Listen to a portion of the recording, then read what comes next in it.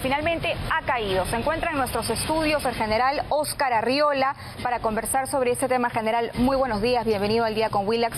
Quiero empezar esta entrevista felicitando a la Policía Nacional. Sé que han desarrollado un trabajo bastante fino, ha durado algunos años porque estaban ustedes tras los pasos de este delincuente desde el año 2023, pero finalmente ya ha caído uno de los delincuentes más sanguinarios en nuestro país. Sí, muy buenos días.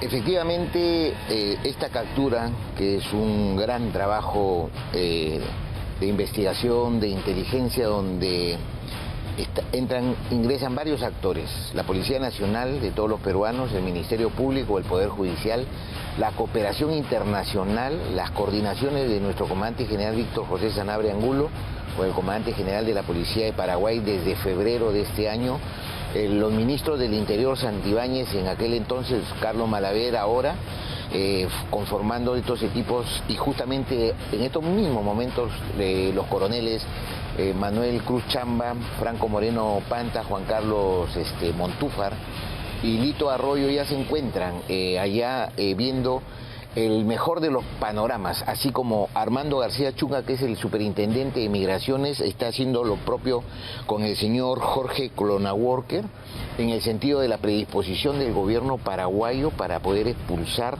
a Eric Luis Moreno Hernández. ¿Qué sería el camino más rápido, la expulsión? Más rápido, más corto, y para poder comprenderlo y notificarlo de una gama de delitos y de agraviados, de asesinatos y de hechos de extorsión que superan las 2 centenas. Entonces ese sería el camino más pronto. Para eso pasaría por una renuncia por parte del Poder Judicial, por eso que desde muy temprano nuestras autoridades están conversando con la presidenta del Poder Judicial, la doctora Yanek Tello, para ver si hay una renuncia a través del ministro de Justicia, Juan José Santibáñez. ¿Renuncia de? De la extradición para esta expulsión administrativa. O sea, desistir del proceso de extradición, claro, para ir por la vía más rápida, que sería la expulsión. Y se cumplen los presupuestos, en tanto hay un ingreso irregular, él tiene una notificación roja de una detención para proceso, altera y es un riesgo, un peligro para el orden público y la seguridad de Asunción, Paraguay, y ha entrado de una manera irregular, además de un documento falso. Vamos a escuchar precisamente las imágenes y los ambientales del momento de su captura. Señor director, levántele el volumen, por favor.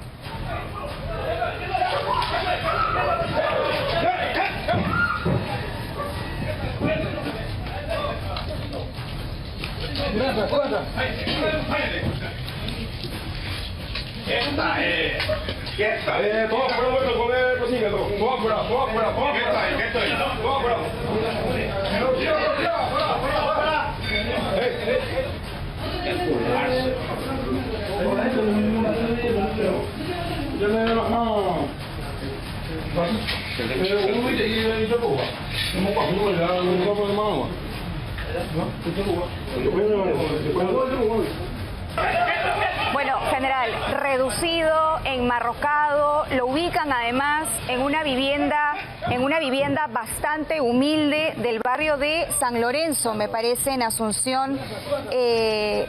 Y bueno, visiblemente también había cambiado su aspecto físico, ¿no? Lo vemos con un peinado distinto, subido de peso. Bríndenos más detalles, general. Mire, este es el 5º intento que se realiza para lograr la captura de Eric Moreno Hernández, alias el Monstruo. Recordemos de que hay un 26 de marzo en que se captura al brazo económico y 5 personas más fundamentales en Lima. Y a las 2 horas se hace la operación en Paraguay, porque coincidían los datos que se encontraron en este inmueble que se detiene, a esta Jada Noyes. Entonces, el 3 de junio se realizan 29 capturas, entre ellas la madre del monstruo y todo el aparato. Pero se realizan capturas en Santa Cruz, Bolivia, de la pareja del monstruo, de la mujer del monstruo, la esposa. Y acá se realizan 29, en Ica también, y ahí se va acercando. Como el monstruo sabe que se le ha seguido por la ruta del dinero, entonces él vuelve a sus andanzas del tráfico del dinero al modo antiguo. O sea, con personas que viajan hasta Paraguay para dejarle el dinero físicamente. Es así que hace 3 semanas van dejando como 300.000 soles y hay una operación de observación, vigilancia y seguimiento por parte de los coroneles que te he mencionado, Panta, Moreno, Montúfar y Arroyo.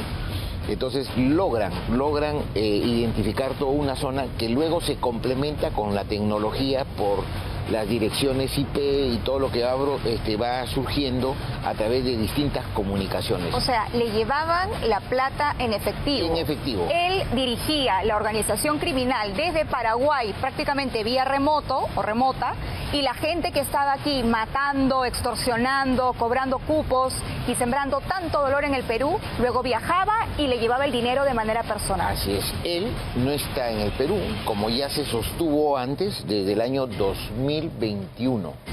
No está acá en el Perú, desde el año 2021. Y es por eso que las imágenes que acabamos de ver, en las que aparecen unos productos peruanos para que él haga ver de que se encuentra en el Perú y así hacer una mofa, porque es parte de algunas cosas que puede haber leído o visto en algunas películas, como una guerra psicológica que trata de hacer para bajar la moral. Pero allá se ha trabajado muy bien, como vuelvo a decir, en coordinaciones con las máximas autoridades, nuestro comandante general, con el comandante general de Paraguay, y hay un jefe de la División de Investigación contra la Criminalidad Organizada, que es el señor Luis López Velázquez, que es el par Paraguay. De Paraguay.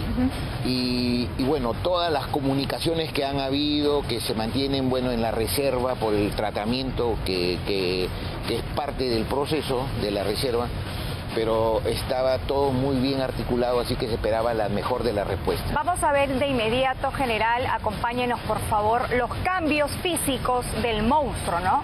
Algo que es bastante visible, ¿no? Antes el pelo corto, un poco más delgado, y la siguiente foto es de ayer, el día de la captura. Ayer aproximadamente a las 7 de la noche en Paraguay, ¿no? Entonces, claro, lo que vemos también es, no solamente había cambiado la forma como le enviaban el dinero, general, que nos acaba de comentar que ahora era de forma presencial, así es, sino que también físicamente, para camuflarse, para pasar desapercibido, para que no lo pudiesen ubicar. Es la conducta típica de los criminales que emprenden un camino de fuga, entonces rompen sus equipos, rompen todos los mecanismos antiguos, los cotidianos, para volverse a instaurar algunos nuevos.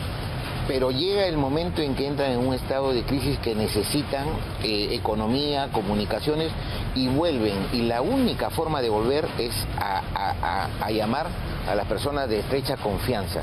Y sobre esas personas de estrecha confianza es sobre quienes ya hay procedimientos especiales de investigación, hay una perseverancia, por eso tiene que haber una paciencia acá, hasta que se da ese momento, y ahí es donde uno empieza a pensar de que se está en el momento correcto. ¿Cuántas personas eran las que han viajado, iban y venían desde Paraguay para llevarle la plata a ese delincuente? Hay un número considerable, hay unas operaciones que tenemos para detener en Paraguay, en Bolivia, en Brasil, personas que pasan de la decena en cada uno de estos países.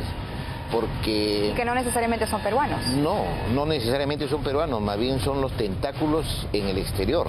Y a eso se refería el ministro de Justicia, Juan José Santibáñez, que si la justicia paraguaya también tiene sus propias víctimas, sus propios agraviados, y ha incoado procesos de investigación, tendrá que verse para esta resolución que esperamos sea por la vía más rápida, como lo dijo Armando García Chunga, que venía conversando, que su par de Paraguay tienen todo expedito y están dispuestos para una expulsión, que es lo que esperamos. ¿Existe la voluntad del gobierno paraguayo de entregarnos al monstruo? Por supuesto que sí, porque hay los cónclaves de los jefes de policía, como la que ha ido hace poco Víctor Sanabria, nuestro comandante general, a Chile, y se reúnen todos los jefes y acuerdan los caminos dentro del respeto de los derechos humanos y de las soberanías de cada país.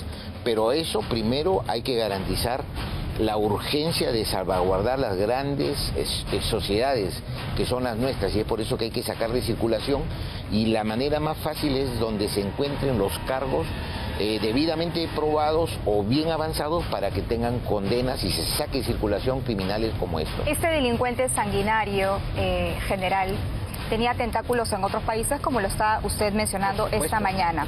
Hubo un intento de captura en Brasil. Otro en Bolivia. Otro en Bolivia. Dos más. En Paraguay. Paraguay, dos más. Y este es el quinto. Este es el quinto. Pero él ha recibido respaldo de otras organizaciones internacionales poderosísimas. Me refiero en específico al Primer Comando Capital. Primer Comando Capital. Es brasilera esa organización criminal, ¿no? Sí. ¿A qué se dedica? ¿Cómo habría sido la relación entre ese delincuente, el monstruo, y el Primer Comando Capital? Sí. Las organizaciones criminales no tienen fronteras. Por algo son transnacionales. Y ellos despachan y saltan las fronteras y es lo que a veces detiene a los policías. Pero nosotros también tenemos nuestros propios mecanismos que dentro de la ley, demora un poco, pero dentro de la ley estamos muy vinculados, estrechamente coordinando los trabajos de inteligencia. Y es por eso que se toma conocimiento y se actúa con las autoridades de la policía en Brasil. Sí, sí, clarísimo. Si no hubiese existido esta, digamos, esta relación con la policía de Brasil, de Paraguay, no se hubiese podido detener a este sujeto por iniciativa de las autoridades peruanas. Pero yo le preguntaba, general, ¿cómo opera, no? Porque uno cuando piensa que este sujeto solamente, digamos, montó su estructura criminal en Perú, pero resulta que también recibía apoyo de otras organizaciones criminales poderosas y tan o más sanguinarias. Porque se mapean entre ellos.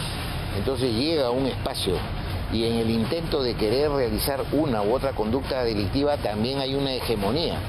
Es por eso que a veces se producen una gran cantidad de muertes y se habla de la inseguridad, pero en el fondo son organizaciones criminales que se van eliminando entre sí para acopar, para tener la hegemonía de un espacio territorial, el monopolio del cobro de trata de personas, de extorsiones, de sicariato, y es por eso que se producen tantos hechos violentos. Ahora, el ministro decía que se había aprobado en el Ejecutivo la extradición, aunque usted me dice que se estaría buscando el camino de la expulsión, que es más rápido, pero lo cierto es que se le acusa de varios delitos: robo agravado, extorsión, secuestro, organización criminal, sicariato también, general. Claro, tráfico ilícito de armas, trata de personas.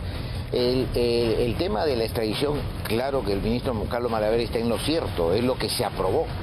Y cuando se aprobó eran los momentos precisos en que se pensaba al 100%, y el testigo está el ministro Arana y la presidenta Dina Boluarte también, que se sabía que la captura era inminente.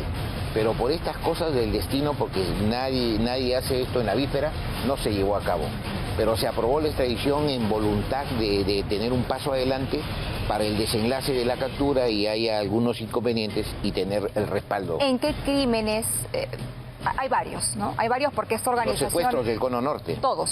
Todos los secuestros. Jessica Salazar, Valeria, la niña... Valeria es la niña de 12 años, Jessica Salazar era la empresaria que creo que llegaba al gimnasio, ¿no? Y la tuvieron secuestrada. No sé si podríamos ubicar esas imágenes después, porque estuvo secuestrada Jessica Hernández. Sí, Salazar, perdón, varios días. 7 días. 7 días. Y también fue ubicada gracias a la Policía Nacional. Entonces, este delincuente está detrás de ese secuestro. Por supuesto, se capturaron a 14. O sea, y luego el asesinato del cantante de Armonía 10, conocido como Ruso, y ahí se capturaron a 10, se captura a JJ, o sea, él ha ido en una disminución franca de toda su organización criminal.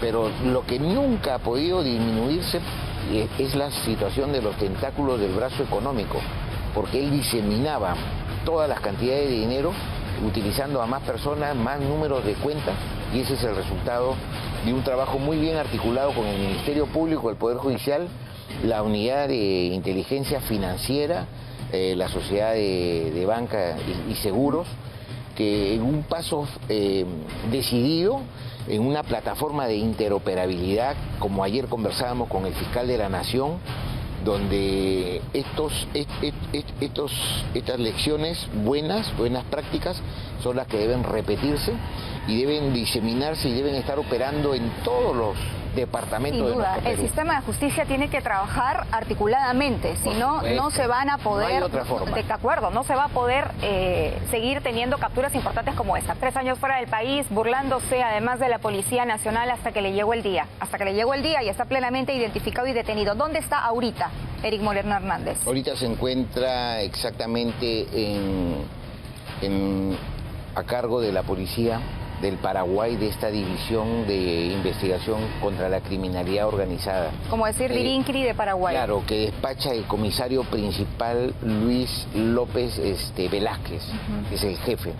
Y está con los coroneles Manuel Cruz Chamba, Montúfar, Franco Moreno y Lito Arroyo, que me parece que también ha viajado, pero los 3 primeros yo he estado conversando en la madrugada con ellos mientras llegaban. Y están haciendo toda la tramitación. Allá ellos se mueven como pez en el agua porque han estado hasta 5 veces en el Paraguay antes de ello y son muy amigos con sus pares, los policías del Paraguay. Y ayer ha sido una algarabía si se pudiera escuchar alguno de los audios donde comparten. Y ellos agradecen la prontitud y la oportunidad, o sea, la oportunidad en que llegó la información para poder moverse, y esta vez, como ellos bien dicen, se dio, claro, en su dejo que tienen de Paraguay. Y así que esto sirve para fortalecer los lazos de coordinación, y así debemos ser todos los estados en la región y en el mundo en la lucha contra la criminalidad ¿Ha pasado un organizada. médico legista ya, delincuente? Con toda seguridad sí es lo elemental, porque a veces esas cosas son sumamente necesarias, primero porque es un derecho, pero segundo que un error en no pasar puede ser aprovechado por la alguna defensa. Sí. De acuerdo, los abogados que están ahí hambrientos por ver cómo sacan a sus criminales de la cárcel, ¿no? Ese es el trabajo, y acá nosotros debemos ser muy firmes, muy enérgicos y muy duros con personas que lo único que han hecho es despreciar la vida, extorsionar sin tener un solo derecho. ¿Cuánta plata movía el monstruo? ¿Se tiene un número estimado al menos? Pero si en los últimos estimados 40 millones de soles que se estaban visualizando, ahora último, en estas 2 semanas que se movieron 300.000 soles por una sola persona. ¿Cómo viajó? ¿Vía aérea? Claro, sí, pero hacen unos viajes express. Llegan en la mañana y en la tarde están con el vuelo de retorno. Y eso va a salir en los reportes migratorios con toda Ahora, seguridad. se supone que cuando uno toma un avión no debe llevar más de $10.000 en efectivo. Por eso le preguntaba, ¿dónde meten la plata? ¿Cómo? Lo que pasa es que hay algunas formas, papel platinado y unas cosas que además ya están documentados. O sea, ¿se pegaban el dinero al cuerpo básicamente? Y a ¿cómo se llama? Las maletas. Siempre hay una sospecha en los lugares de destino. Hay algunos lugares de destino que no los presentan. Pero el trabajo ha ido por ese sentido, y hay otras cosas más que entran al terreno de la reserva. Sí, yo entiendo, general, porque además tienen que desarrollar esta investigación de manera muy prolija, ¿no? Efectivamente, para no dejar ningún detalle que pudiera ser aprovechado por ese delincuente. Y así, esa línea es la que se ha seguido. Es por ello que de todos los capturados del 3 de junio, que fueron 29, así como los otros 6 del 26 de marzo, todos tienen prisión preventiva. La única nomás que no tiene es la madre del monstruo, ¿no? Que tiene un grillete electrónico y arresto domiciliario por 36 meses, o sea, por 3 años.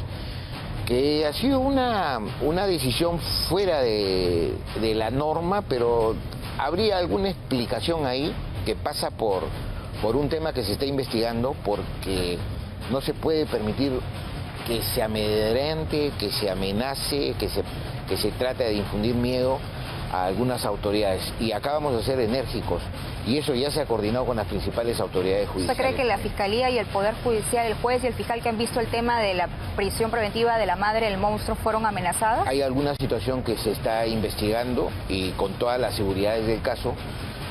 Acordémonos que nuestros jueces, por lo menos nuestros jueces, a veces podrían recibir algún tipo de amenaza, pero para eso está la Policía Nacional, para brindar las seguridades y para dar todo esta seguridad para que ellos puedan operar. Creo que en el caso de la madre de este delincuente, volaron la casa donde iba a cumplir prisión con el grillete que nos está comentando, ¿no? Me parece un enfrentamiento entre bandas también. ¿Se ha podido confirmar esa información? Bueno, o un enfrentamiento entre bandas o una acción producida por la misma organización del monstruo. Por la misma organización, porque no me gusta estar donde estoy ahorita y quiero ir a purgar a otra casa, al arresto domiciliario a Ica, de donde soy, ¿no? Todo eso hay. Por eso digo, acá se llega a saber, todo se llega a saber, con documentos, con pruebas, no dichos. No que esto me dijo, esto escuché del otro y del otro. No, eso es incapacidad. Acá son pruebas objetivas. La plata, general. La plata, porque ha sido la señal que ustedes han seguido. Me decía, ahora le han llevado la plata de forma presencial, 300.000 en el cuerpo pegada o en la maleta con papel platino. Pero antes, ¿cómo se transferían el dinero? ¿Cuentas bancarias? ¿Cuántas cuentas bancarias? A través de estas agencias de traslado de dinero internacionales, muy conocidas. ¿Agencias formales? Formales. Pitufeo, cantidades permitidas, y eso es lo que también ha hecho de que se identifique a toda la red, a toda la organización, por lo menos en el brazo económico, y ha quedado debidamente claro. Las armas ya están en buen recaudo también, y los principales gatilleros también están capturados. O sea, es una organización que el día de ayer, 24 de septiembre, tiene que pensar de que ha dejado de existir. Pero hay que tener mucho cuidado, porque quedan los mandos medios por ahí, los otros... Claro, y se reorganizan. Lo hemos visto con Sendero Luminoso, los remanentes en el Braem, se reorganizan. Y en ese reorganizarse y querer tener una figuración objetiva, fuerte, de liderazgo, entre comillas, pueden cometer también algunos crímenes para decir, este soy yo y me corresponde hacerme cargo de esta organización. Crímenes entre ellos, dice. Por supuesto, entre ellos. El comisario Luis López, de Paraguay, ha señalado que este sujeto cambiaba de casa en casa, no, que era muy escurridizo, pero que cuando ya estaban por dar con él, enviaban información a la policía de Perú, malos elementos de la policía de nuestro país, y que se filtraba esa información y que finalmente esto le permitía escapar a este delincuente. Algo que también ha sido confirmado por el ministro de Justicia, que tenían conocimiento de esta filtración. A ver, con toda seguridad que estos hechos se van a tener que conocer, porque a él se le han encontrado 4 equipos de telefonía móvil, vale decir 4 equipos celulares, y estos van a tener que ser sus datos extraídos de manera forense por los extractores de forense, que son los Celebrates, u otros equipos de mayor resolución, tecnología. Entonces ahí vamos a darnos cuenta de las comunicaciones que ha tenido en cualquiera de las mensajerías y cualquiera de las formas. Eso es uno. Pero solamente quiero dejar algo en reflexión, porque también viniendo para acá me llamaban, mire, están hablando de esto, mira, por favor, entrevisten a los policías de Paraguay. La información sale de acá, las direcciones de IP, el seguimiento de la persona a la zona, y que más el IP se va complementando. Entonces, no descarto de un mal elemento que dicen, por si acaso viajó fulano y tal, por si acaso pareciera que están siguiendo algo, porque esto es lo que está sucediendo, por supuesto que sí, y nos vamos a enterar. Pero es más la conformación de un equipo con integridad, con profesionalismo, con mucho expertise, que ha logrado la captura. Y la respuesta es las comunicaciones estrechas con la policía paraguaya. Como quisiera yo hacer escuchar un poquito de lo que ellos dicen, y muy complacidos, muy felices, porque cuando se logra la captura de un criminal de esta envergadura, es una gran satisfacción. Vamos a escuchar al ministro, precisamente al ministro del Interior, Carlos Malaver. Sí. Hemos relacionado un arma. Son 4 teléfonos celulares que le han sido incautados, así como un pasaporte que a la mirada o a la impresión de las imágenes se ha podido hacer las consultas también con migraciones, y es por eso que también estoy mencionando que sería presuntamente fraudulento. Hay que determinar porque hay que someterlo también a la pericia correspondiente. Ministro, ¿se sabe en cuántos casos estaría involucrado Eric Moreno aquí en el Perú? A ver, hay que analizar, y ahí es donde quiero hacerle un llamado también a las víctimas de extorsión y a las diferentes víctimas quizás que han atentado contra su vida. El principal insumo para recabar un buen expediente con una buena teoría de caso con el acompañamiento del Ministerio Público es la denuncia. Por eso es que le pido a las víctimas de este sujeto, que en algún momento mencionaba ser de los injertos del norte, en otros casos era el monstruo, en otros casos era el doctor, en otros casos era el chinito de Belaúnde, en otros casos era el monstruo. Señor, por favor, acérquese a la dependencia policial, a la División de Crimen Organizado, a la Avenida España, a la ININCRI. Queremos recibir esos insumos que van a alimentar el expediente, y que con el acompañamiento del Ministerio Público vamos a poder presentar una buena teoría del caso y este sujeto ponerlo tras las rejas. Y aquí algo muy importante, es hora de evaluar el poder instalar un establecimiento penal de régimen cerrado para poder colocar a estos sujetos como el monstruo en esos espacios, sin beneficios de comunicación, visitas cada gran cierto tiempo. Tenemos que tomar decisiones fuertes, lamentablemente también dirigirnos a la ciudadanía, a esos jóvenes que de repente son llamados a ese mal camino. Tarde o temprano caen y se vuelven así, igual como cualquier sujeto. Como ya se le cerraron las economías, quedó prácticamente... Bien, son las palabras entonces del ministro del Interior, Carlos Malaver. Justamente estaba conversando aquí con el general. Tenemos ya la imagen en producción. El pasaporte, hay un pasaporte que se le ha encontrado, como dice el ministro, a este delincuente.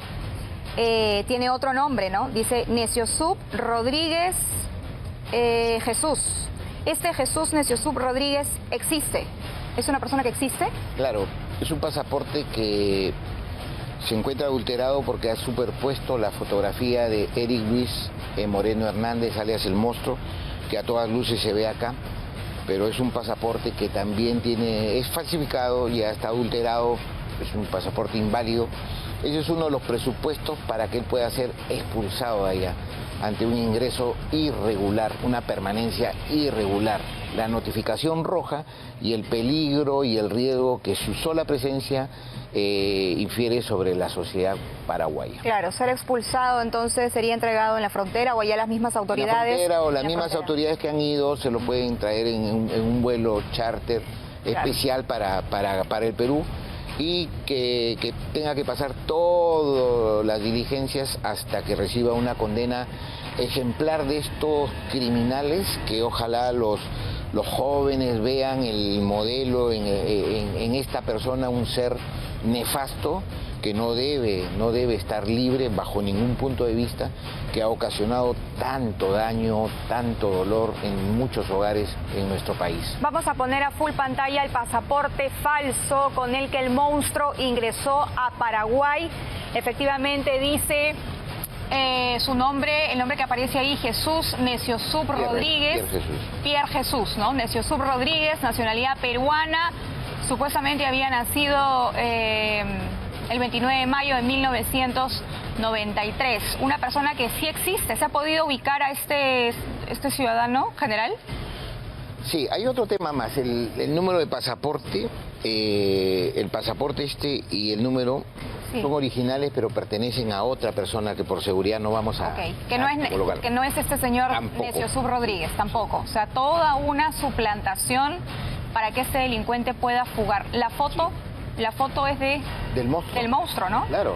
Esa foto y él además tiene otra identificación advertida ya meses atrás, Luis López Joc, que es un sujeto muy parecido, muy similar físicamente, y que es del barrio de este monstruo y maneja una mototaxi.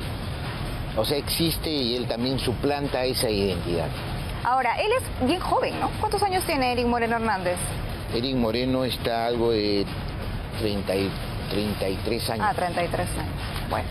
Bueno, general, muchísimas gracias por estar esta mañana con nosotros. La verdad que vamos a estar atentos a cómo se desarrolla esta información. Decía el ministro que se va a ir a la base naval. Claro, el INPE tendría que hacer una clasificación y tal, pero que si dependiera del ministro de Justicia, iría a la base naval junto a Vladimiro Montesinos y Pollay. Claro, porque es la manera, conociendo estas mal llamadas habilidades, de que él pueda ir a un penal común. Claro que están garantizadas las condiciones, pero se aminora la probabilidad de que en la base naval del Callao él pueda tener comunicaciones o pueda ejercer algún tipo de movimientos que haga de su organización alguna que pueda ocasionar más daño. Entonces, de eso. Además, por el régimen especial y por muchas cosas, porque recordemos que no necesariamente puede ser la comunicación, sino una correa de transmisión. Basta que reciba la visita de una persona para que le dé directivas, para que le dé algunas indicaciones y tengan resultados dañosos que no esperamos. No, y estos se reorganizan y siguen asesinando y siguen matando y siguen cobrando cupos, ¿no? Y por eso, nuevamente, el saludo a nuestros policías, al Ministerio Público, al Poder Judicial, a Unidad de Inteligencia Financiera, a la Superintendencia de Bancos, y desde la creación de este equipo al ministro Juan José Santibáñez, al ministro Carlos Malaver y a nuestro comandante Víctor José Sanabria Angulo, que desde febrero de este año empezó una ardua comunicación con el comandante general de la Policía de Paraguay, y hoy día se está contando esta situación y se va a comenzar con otras operaciones porque esto no lo detiene. Hay que seguir trabajando con mucha energía.